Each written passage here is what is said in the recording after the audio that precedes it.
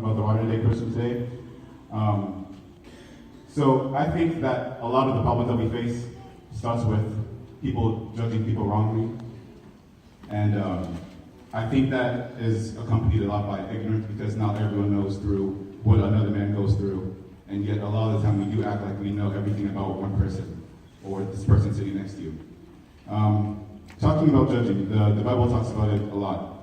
God says that ignorance will be the downfall of his people in Hosea 4 verse 6. I know we probably haven't said that book on this podium in a very long time, so I wanted to bring in a lot of the other parts of the Bible and not just Psalms and Proverbs. So Hosea 4 verse 6 says, "My people are destroyed for lack of knowledge, because you have rejected knowledge. I reject you from being a priest to me, and since you have forgotten the law of your God, I will also forget your children." 1 Timothy 4 verse 7 says, "But reject irrelevant and silly myths. Instead, train yourself for godliness."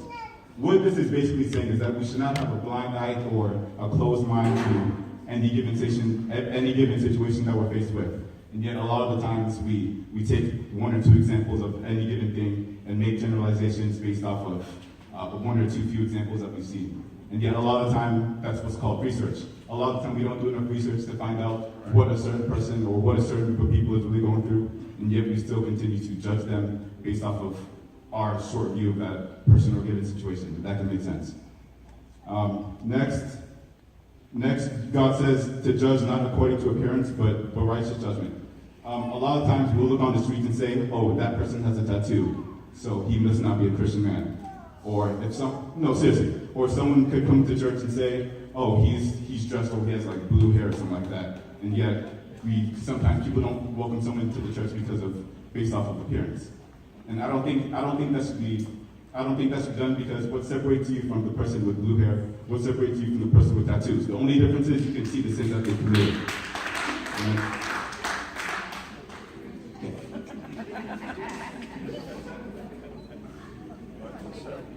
But yet, I'm not saying we shouldn't judge people in general, because a lot of ignorant people will say, "Oh, we shouldn't judge people because we're just human beings." But the Bible says judge people all the time. It says, "Open your mouth and judge righteously," in Proverbs 31 verse 9.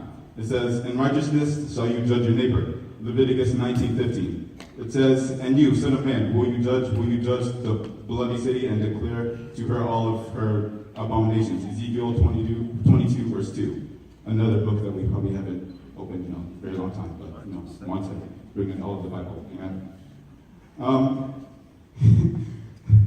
So I say that judging is fine, especially it's encouraged biblically, but ignorance I don't think is okay. For God says that ignorance will be the downfall of his people.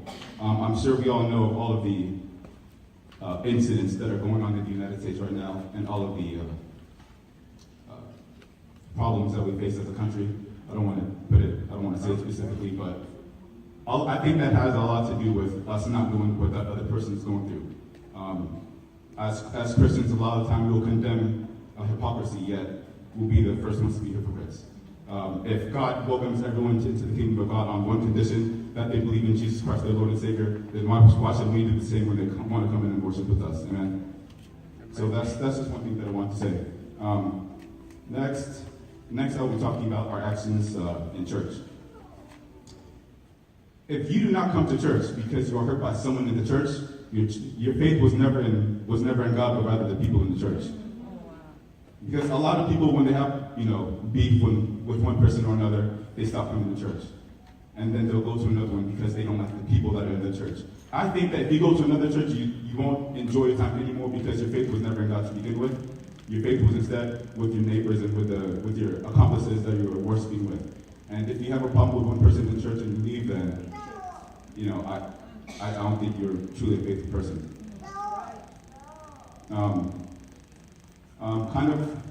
Next, talking about still the faith in church.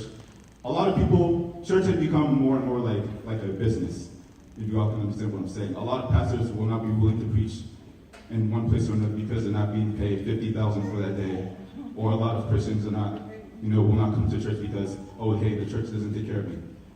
If you take, for example, the Mormon church, when you're a member of that church, they'll take care of all your needs. If you need anything, they'll take care of you just because you've given your tithes and your offerings. And that's why I've heard one day that a lot of people become Mormons just because A, they're poor, or B, they need to be taken care of. And I think their faith was never in the church itself, or rather what the church has to offer to them. A lot of times we'll come to church to hear sugar-coated messages. A lot of times we'll come to hear what we want to hear and not what we need.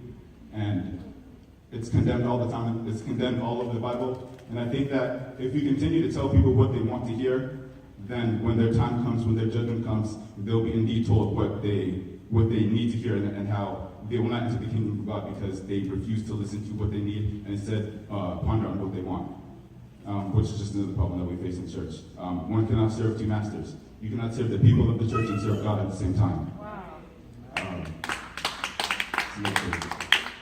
And now going on to sin, for it happens all the time.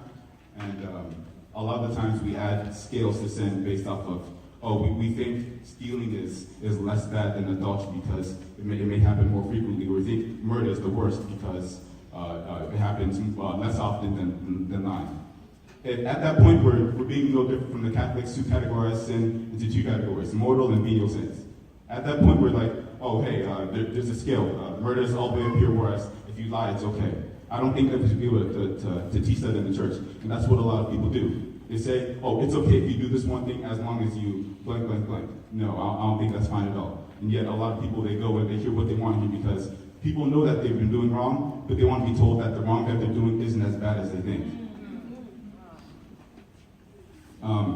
I have one of my friends in school, we were just eating lunch, and then he was like, he wasn't doing so well in the class, so he wants to cheat on the test. I'm like, aren't you the one who's always talking about being a Christian man and how, I'm more faithful than any man in this building? And yet, you go and you say you want to cheat on the test. And then he says, that's okay, I'll ask for forgiveness once I've done the sin. I'll ask for forgiveness once I've done the sin. Are you kidding me? A lot of people sin knowing that they're doing wrong.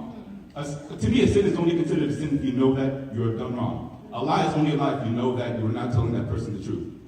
And yet, if you're going to say, I'm going to ask for forgiveness after I've committed this action, you don't really want God's forgiveness in the first place. You're just asking as a formality, as say, hey, I've asked for forgiveness. But you don't. Again, with forgiveness, it's just like faith. You need to believe, and you need to truly regret what you've done. But if you say, I'm going to do something wrong and ask for forgiveness after, I don't think that forgiveness is due at that point because you know that you've done wrong and that you're willing to do it and that you're going to ask God for forgiveness later on.